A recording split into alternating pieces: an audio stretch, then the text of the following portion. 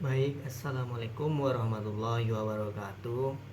Mungkin ini pertemuan kita yang keempat, yaitu membahas tentang desain riset oleh dosen pengampu yaitu Dr. Wirmi Eka Putra, SEMSI, CI, KNR, CSRS. Saya di sini akan mempresentasikan PPT yang saya buat. Baik, di sini yang pertama yaitu desain riset. Pengertian secara luas. Secara luas, desain penelitian adalah semua proses yang diperlukan dalam perencanaan dan pelaksanaan penelitian. Dalam konteks ini, komponen desain dapat mencakup semua struktur penelitian yang diawali sejak ditemukan ide sampai diperoleh hasil penelitian yang dikemukakan oleh Buse DKK 2005. Pengertian secara sempit. Sedang dalam arti sempit, yaitu desain penelitian merupakan penggambaran secara jelas tentang hubungan antara variabel, pengumpulan data, dan analisis data. Sehingga dengan desain yang lebih baik, peneliti maupun orang lain yang berkepentingan mempunyai gambaran tentang bagaimana keterkaitan antar variabel, bagaimana pengukurannya, yaitu yang dikemukakan oleh Sukardi 2009. Baik, selanjutnya yaitu kita akan membahas apa pentingnya desain riset. Yang pertama yaitu kesadaran keterbatasan pengetahuan, pemahaman, dan kemampuan. Dan yang kedua yaitu pemenuhan rasa ingin tahu. Dan yang ketiga yaitu pemecahan masalah. Dan selanjutnya yang keempat yaitu pemenuhan pengembangan diri. Selanjutnya yaitu ada jenis-jenis desain riset. Desain riset yang pertama yaitu riset eksplorasi. Riset eksplorasi adalah sebuah jenis penelitian yang bertujuan melakukan eksplorasi, memperdalam pengetahuan, dan mencari ide baru dalam riset eksplorasi. Peneliti mengumpulkan data secara bertahap dan meninjau data yang telah diperoleh untuk menemukan ide baru atau memperluas pengetahuan mengenai suatu tema.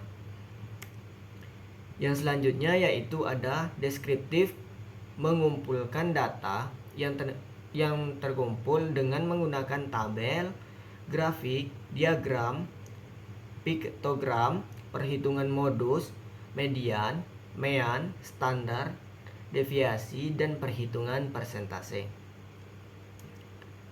Selanjutnya yaitu desain kausal.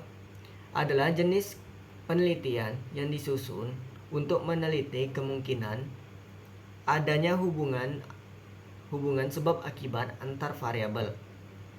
Hubungan sebab akibat sudah dapat diprediksi oleh peneliti sehingga peneliti dapat menyatakan klasifikasi variabel bebas dan variabel terikat. Selanjutnya jenis desain riset peneliti eksplorasi yang juga dikenal dengan riset eksploratif adalah metode penelitian yang dimaksudkan untuk memperdalam pengetahuan terkait suatu hal tertentu secara lebih terperinci, logis, objektif dengan mengembangkan hipotesis penelitian.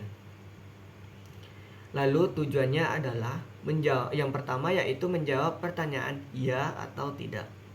Yang kedua yaitu merumuskan masalah untuk penyelidikan yang lebih tepat.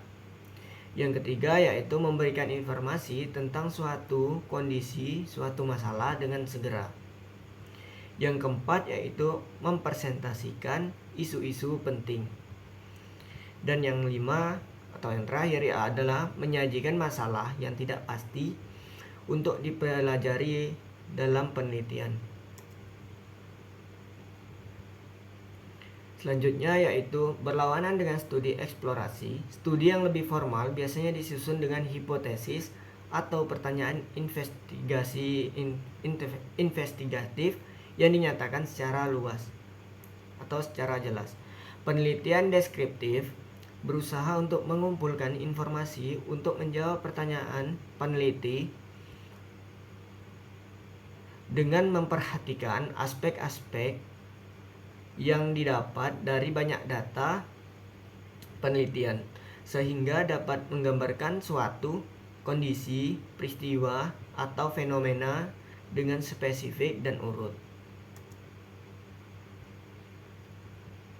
Selanjutnya yaitu membahas tentang desain kausal tadi, yaitu penelitian kausal adalah penelitian yang dilakukan untuk mengidentifikasi tingkat dan sifat hubungan sebab akibat. Untuk apa sih digunakan desain kausal ini? Yaitu menguji apakah satu variabel menyebabkan variabel lain berubah atau tidaknya.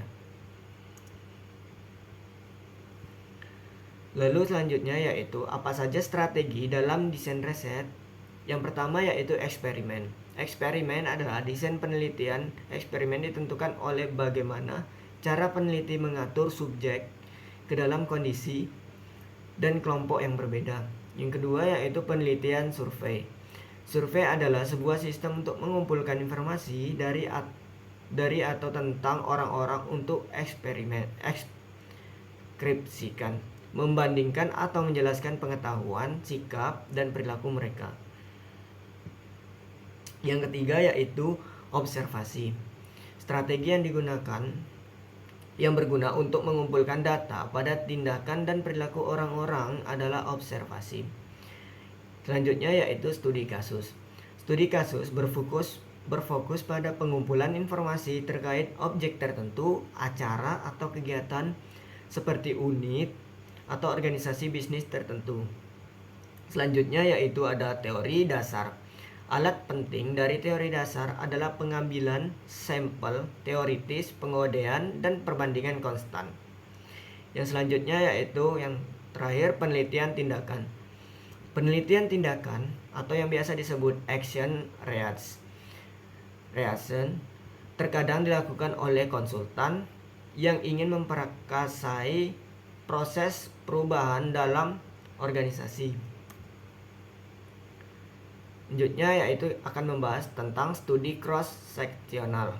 Apa itu studi cross-seksional? Yaitu cross-seksional adalah penelitian di mana peneliti menganalisis konteks, kelompok orang tertentu, atau fenomena sosial melalui sampel. Lalu bagaimana karakteristik studi cross-seksional? Studi longitudinal adalah studi penelitian di mana penelitian berlanjut untuk jangka waktu yang lebih lama dan menggunakan sampel yang sama pada setiap fase.